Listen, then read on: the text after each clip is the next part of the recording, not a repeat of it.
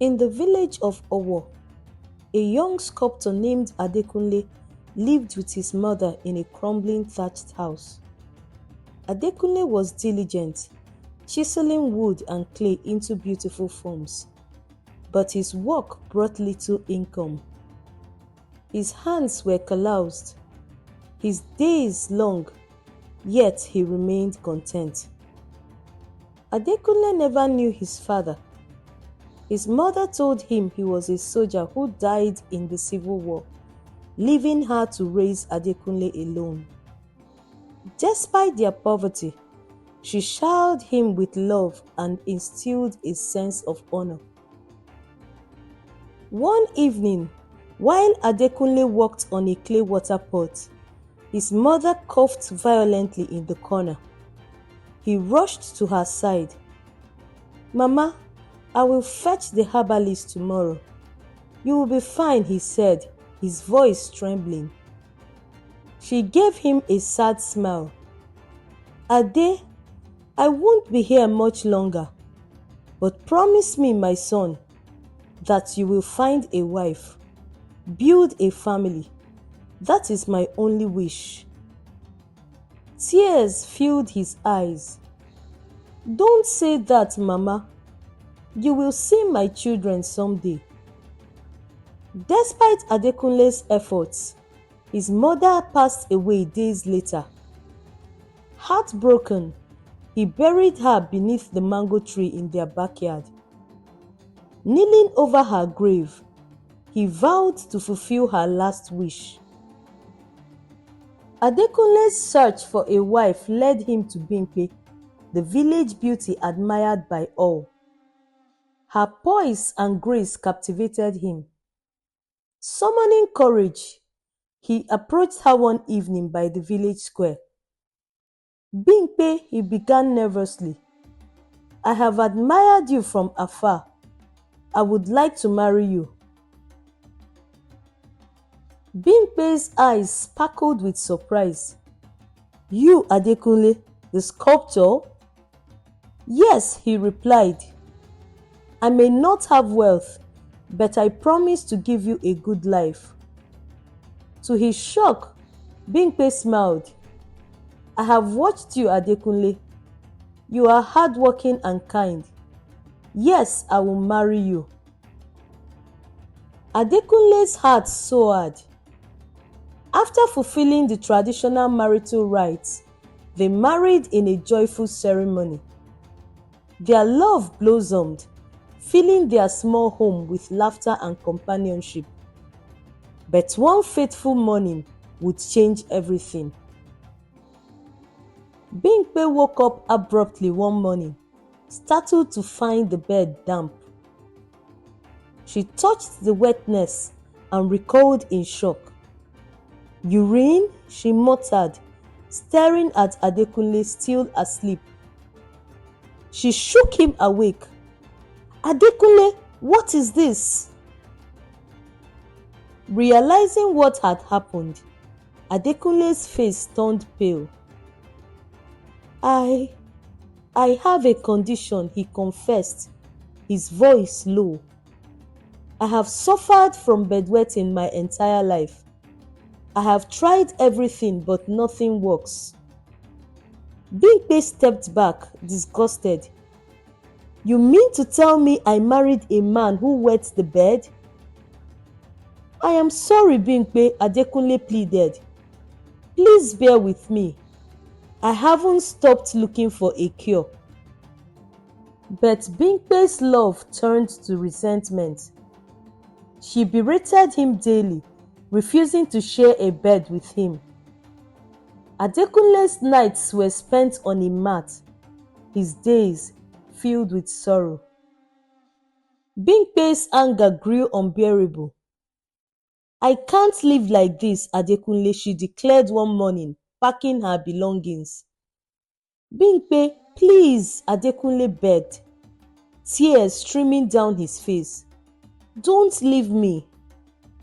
I can't endure this shame any longer, she snapped, slamming the door behind her. Word of Adekunle's condition spread through the village like wildfire, fueled by Bimpe's spiteful gossip. Villagers whispered and snickered as Adekunle passed, his head hung low in shame. He withdrew from the world, retreating into his home and drowning in despair. His little thatched house became his solace and place of refuge. He was devastated by the turn of events in his life. Little did he know that hope would soon come knocking. One evening, a gentle knock broke the silence. Reluctantly, Adekunle opened the door to find Ibukun, a poor orphan who was shunned by the villagers. I heard what happened, Ibukun said softly, holding out a bowl of food. I thought you might need this. Adekunle stared at her, bewildered. Why would you care about me? Because I know what it's like to be alone, she replied. Ibukun's kindness melted Adekunle's heart. Her visits became frequent, filling his empty days with laughter and conversation.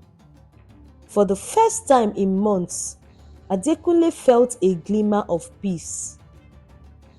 As their bond grew, Adekunle revealed to Ibukun more details about his condition, as he was sure she had heard the gossip about him.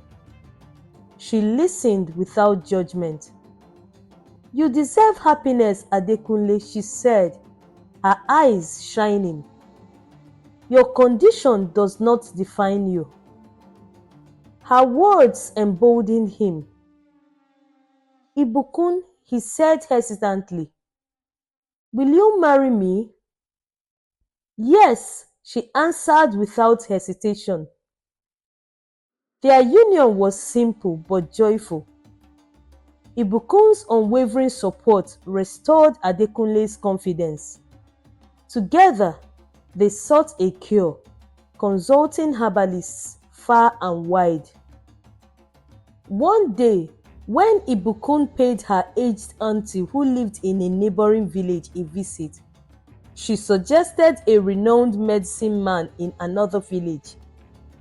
He has helped many with similar problems, she said. With their hope rekindled, Adekunle and Ibukun visited the medicine man. He prepared a special herbal concoction, instructing Adekunle to take it diligently. Weeks later, Adekunle woke up to find the bed dry for the first time in years. Wow, this is a miracle, he exclaimed, tears of joy streaming down his face. It's over, Ade. We overcame together, Ibukun said, embracing him tightly. Their joy multiplied when Ibukun became pregnant. Life seemed perfect until a group of elders arrived unexpectedly. Adekunle was surprised. He wondered if he or his wife had committed any offense.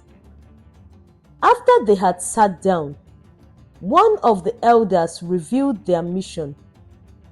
The king, who had just passed on, confessed on his deathbed that he had fathered a child with a young maiden he had wronged many years ago when he was a young prince. The maiden was Adekunle's mother. The king had denied the pregnancy, and he and his parents had banned Adekunle's mother from ever entering the palace. That child is you, Adekunle, the elder said. Adekunle was stunned. But my mother said my father died in the war. The late king gave us proof, another elder said. You are the rightful heir. Adekunle and his pregnant wife Ibukun moved to the palace amidst lavish celebrations and ceremonies. He was crowned king and his wife became the queen of the village. Their lives forever changed. As the new king, Adekunle ruled with compassion, earning the love of his people. When Bimpe learned of his ascension, she ran to the palace, cried bitterly, and begged Adekunle for forgiveness, hoping to reclaim her place. "Adekunle, I was blind and foolish," she wept.